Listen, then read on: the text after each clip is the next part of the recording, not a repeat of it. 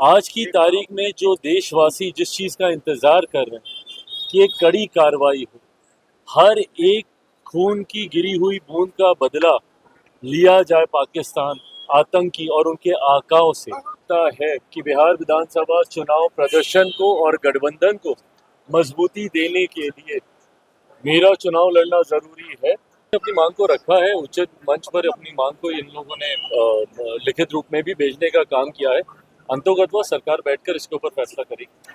देखिए, गलत है जब देश के ऊपर इस तरीके का हमला हो।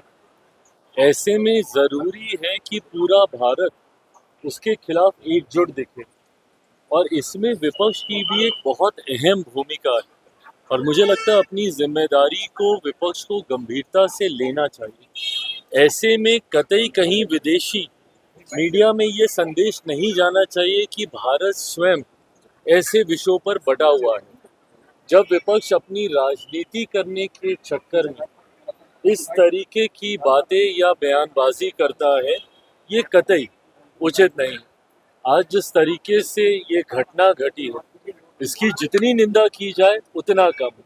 पर जरूरी है ऐसे में पूरा देश एकजुट होकर आतंकवाद के खिलाफ मुंह तोड़ जवाब दे। और इसके लिए हमारे प्रधानमंत्री आदरणीय नरेंद्र मोदी जी पूरी तरीके से सक्षम है। जरूरत है तो बस सबको एक साथ आकर इस हमले का जवाब देने की। पर अगर इस तरीके से बयानबाजी अगर विपक्ष के द्वारा होगी तो ये कहीं ना कहीं अंतर्राष्ट्रीय स्तर पर भारत की छवि को धूमिल करने का काम करता है। जितने विपक्ष के जो सांसद हैं उन्होंने विशेष सत्र बुलाने को लेकर के जो लेटर लिखा है, सर मनोज झा और एसोसिएशन के सांसद, ये लोग विशेष सत्र राष्ट्रीय एकता के लिए और जो हमले हुए हैं उनको लेकर के बुलाना चाह रहे हैं, कैसे देखते नहीं, हैं? बिल्कुल इन्होंने अपनी मांग को रखा है, उचित मंच पर अपनी मांग को इन लोगों ने लिखित रूप में भी भेजने का काम किया है। अंतोगत्वा सरकार बैठकर इसके ऊपर फैसला करेगी। चिराग पासवान जी, बिहार में विधानसभा के चुनाव एनडीए गठबंधन में सीट शेयरिंग को लेकर बात हो या फिर आपको लेकर विधानसभा चुनाव लड़ने की?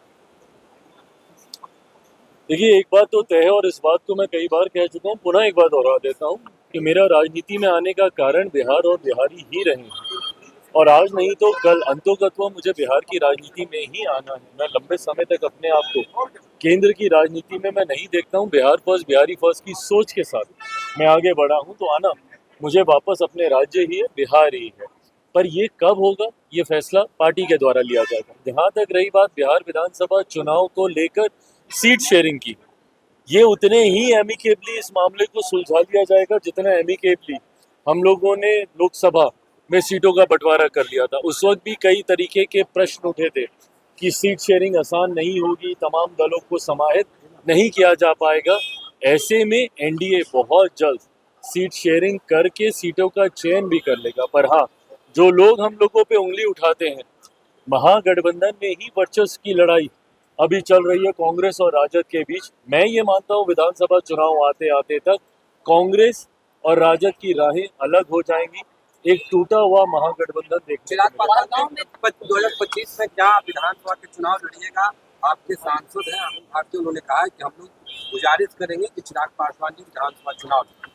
देखिए, अगर पार्टी को ऐसा लगता है कि बिहार विधानसभा चुनाव प्रदर्शन को और गठबंधन को मजबूती देने के लिए मेरा चुनाव लड़ना जरूरी है, तो जरूर उस प्रस्ताव को भी गंभीरता से उस पर विचार किया नारी जाए। को लेकर के तेजस्वी यादव ने कहा है कि उसको शराबबंदी में से निकाल दिया जाएगा, हमारी सरकार बनेगी तो सबसे ज्यादा उत्पीड़न जो है ताड़ी बेचने वालों का ही हुआ है।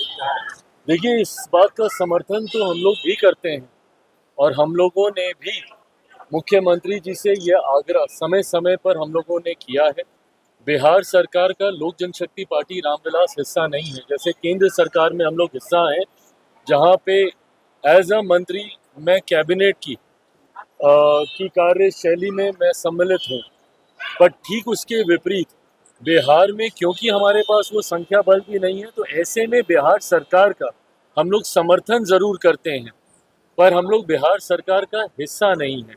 पर हाँ, उस समर्थन के दौरान भी हम लोगों ने इस बात को रखा है, ताड़ी को लेकर हम लोगों की भी राय पूरी तरीके से स्पष्ट है। ये एक प्राकृतिक पदार्थ है, इसको शराब की श्रेणी में लाना उचित नहीं होगा। लंबे समय से पीढ़ी दर पीढ़ी ताड़ी से जुड़े हुए व्यवसाय से पीढ़ी दर पीढ़ी लोग अपने आप को जोड़कर देखते हैं।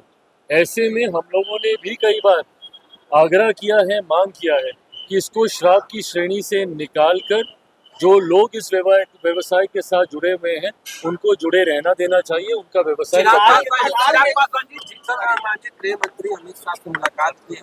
लोकसभा चुनाव के बाद नाराज चल रहे थे, कह रहे थे जो बात हुई थी उस पर एनडीए के लोग खड़े नहीं हुए। क्या विधानसभा में नहीं, गठबंधन के हर दल को के पास ये स्वतंत्रता है कि जाके अपने सुझाव, अपनी शिकायतों को उचित मंच पर रखे। यहाँ पे भारतीय जनता पार्टी एनडीए गठबंधन में सबसे बड़ी पार्टी है, सबसे बड़ा प्रमुख दल है, तो ऐसे में अलग अलग समय पर घटक जाके अपनी बातों को वहाँ पे रखने का काम करते हैं। मुझे नहीं पता कि लोकसभा के वक्त क्या वादे किए गए थे, नहीं किए गए थे, उनको पूरा किया गया, नहीं पूरा किया गया, बट अगर कहीं पर भी कोई ऐसी बात है तो मैं ये विश्वास रखता हूँ कि भारतीय जनता पार्टी अपने सहयोगियों को पूरा सम्मान देने के लिए जानी जाती है, उनकी मांगों को, उनके सुझावों को सुनने के लिए वो जानी जाती है। तो अगर कोई भी ऐसी बात होगी तो मांझी जी की आज मुलाकात हुई है माननीय गृह मंत्री से, तो उन्होंने अपनी बातों को रखा होगा और उन्हें संतोषजनक जवाब मिला होगा। आतंकी हमले में सुरक्षा में चूक मानते हैं आप या आप नहीं? देखिए, ये पूरी तरीके से जांच का विषय है कि कहाँ पे क्या चूक हुई है, क्या कोई इंटेलिजेंस फेलियर है या कहीं पे कोई ऐसी जानकारी जो आपके पास थी उसके बावजूद उसको साझा नहीं किया गया है। जो भी है ये जांच का विषय है, पर जांच के साथ साथ आज की तारीख में जो देशवासी जिस चीज़ का इंतज़ार कर रहे हैं कि एक कड़ी कार्रवाई हो, हर एक खून की गिरी हुई बूंद का बदला लिया जाए पाकिस्तान आतंकी और उनके आकाओं से, उस दिशा में सरकार जल्द हमारे प्रधानमंत्री नरेंद्र मोदी जी के नेतृत्व में कदम उठाएगी, ये मैं जरूर विश्वास दिलाता हूं।